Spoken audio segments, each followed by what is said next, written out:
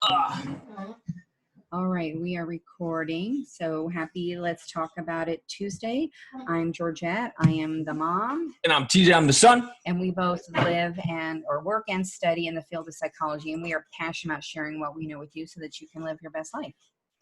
And today we're going to talk about narcissism. Narcissism, that term came from the Greek myth about Narcissus. Yeah, who fell in love with his own reflection in the pond. Right. Yes, ma'am. And narcissism is part of what psychologists call a dark triad, which are three, it's one of three negative personality traits, the other two being Machiavellianism and psychopathy. I said it right this time. So narcissism is characterized by a pursuit of ego gratification, vanity, a sense of superiority, grandiosity, dominance, and entitlement. And as I'm saying that, you're probably thinking about people who fit that mold, right? They have an inflated self-esteem. They feel entitled to special treatment. They're manipulative. They have poor relations with others because, let's face it, there's not a room for other people to love when you're absorbed with yourself like that. They become angry when challenged, and they often are unfaithful. And interestingly enough, narcissistic personality disorder is not as common as we'd think it is, because there's a lot of talk about narcissism and narcissistic behavior. Really, less than 1% of people are diagnosed with the disorder, but that doesn't mean that a lot of us don't have narcissistic tendencies or behaviors. Oh yeah, we're all in some capacity narcissistic. We have to be, right? We have 50 to 70,000 thoughts on average a day. The average person. There's no way we can consciously be in charge of all those things. So all those thoughts that you are not constantly in charge in is your subconscious putting in exactly what it feels like you need to know so that your body, your mind is as safe as it possibly can, which makes it very easy for us to instinctually be that way, and so on and so forth. Right. The difference between narcissistic personality disorder and narcissistic behavior is really a matter of frequency, intensity, and duration. Those are the things. So while a lot of people have the traits, not a lot of people have the actual disorder. Well, also like in anything, like frequency, right? Like you make a couple mistakes. Oh, I'm stupid. Well, you're not stupid. You did a couple of stupid things, but that doesn't make you that in totality, right? So kind of the same thing here. Just because you may do some self-absorbed things doesn't make you a narcissist, but it does show that you can fall victim to the narcissism like any of us can towards any real disorder or anything like that in our life. The people with NPD or narcissistic personality disorder often come across as charming and confident, right? But what and why wouldn't they be? They think that they're God himself. Right? Exactly. Yeah. But behind that confidence is a very fragile ego, which is very vulnerable, even to the slightest of criticisms. That's why they react so difficult. It's like a really good defense mechanism, like faking it till you make it. Right. And now you're just like so self-absorbed. It's interesting. Fascinating. Yeah.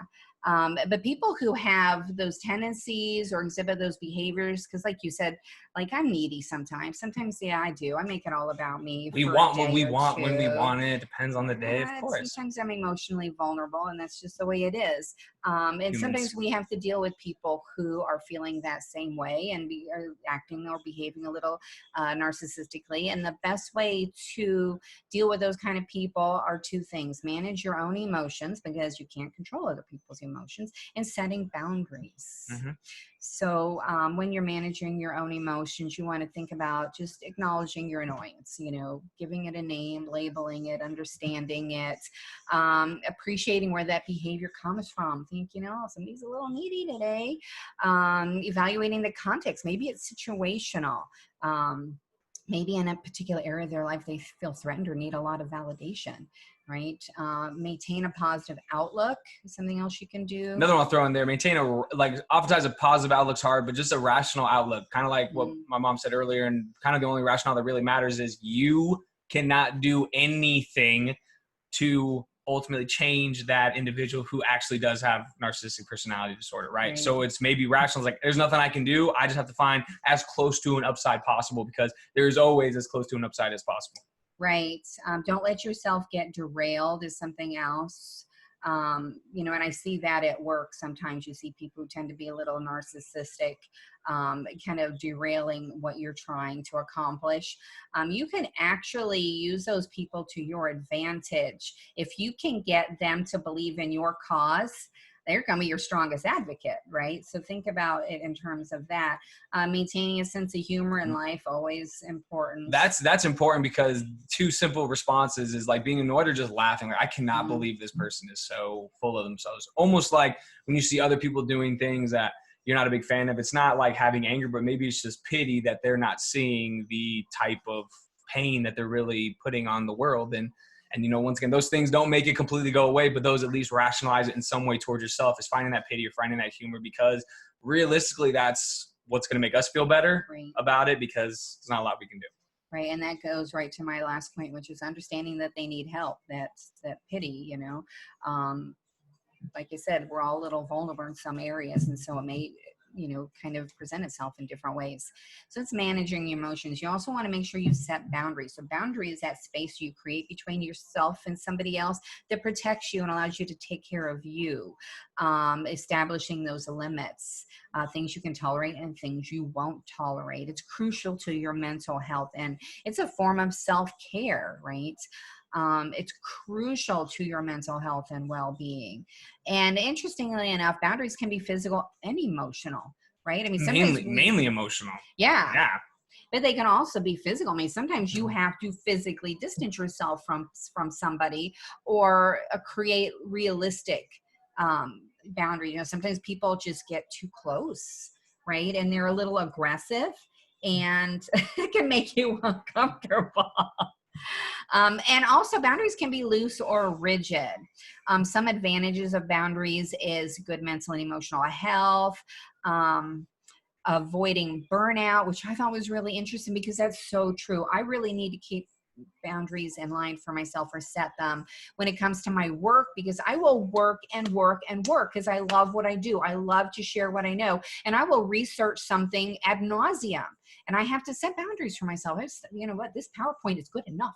You know, it really is. It's good. It's better than most. And why am I still working on it? So you have to set boundaries to keep yourself from burning out. I thought it was such an interesting point, because I never really thought about that.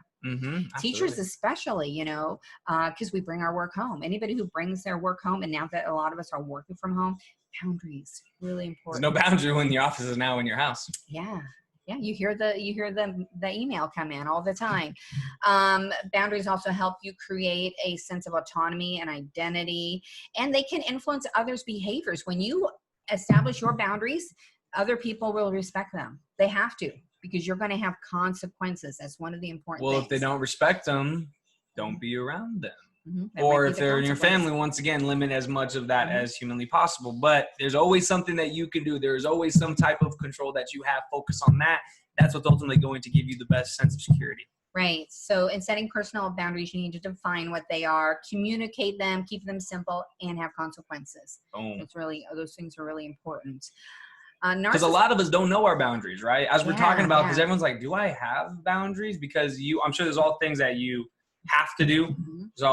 I'm sure there's things that you get to do, but you have to, kind of like Mom said, stop yourself. You have to have boundaries for a lot of different things in your life, for social interaction, for how much you read, how much you watch TV, anything. Boundary needs to be set, because it's all about moderation. And it should be intentional, right? Everything is purposeful and intentional. You should wake up and know what your purpose for the day is, and identify if all these things are in line. And guess what? If they're things that you don't necessarily want to do, how can we spin them so that they are in line with your purpose? Because more often than not, anything that is worth doing is going to come with a little resistance. And chasing purpose is a lot more beneficial than avoiding discomfort. Oh, very satisfying, you know, to get to where you intend to go.